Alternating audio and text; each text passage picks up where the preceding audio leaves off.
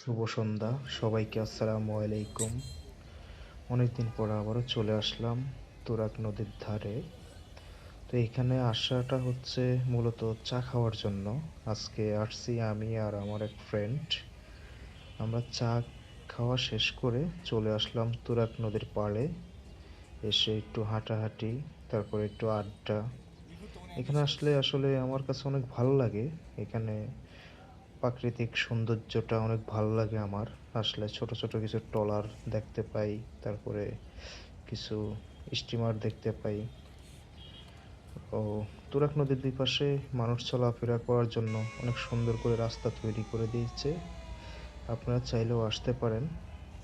যদি কেউ আসতে চান বিকালবেলায় আসতে পারেন। বিকালবেলায় আসলে এখানে অনেক আনন্দ করতে পারবেন। রাস্তার দুই পাশে ফুচকা, চটপটি আরও অনেক কিছু পাবেন। একটু ঘোরাফেরা করতে পারবেন, ভালো লাগবে।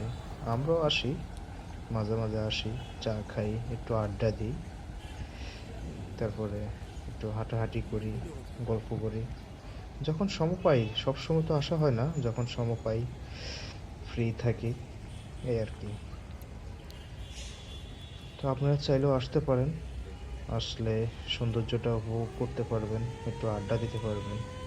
ঠিক আছে, সবাই ভালো থাকবেন। আল্লাহ হাফেজ।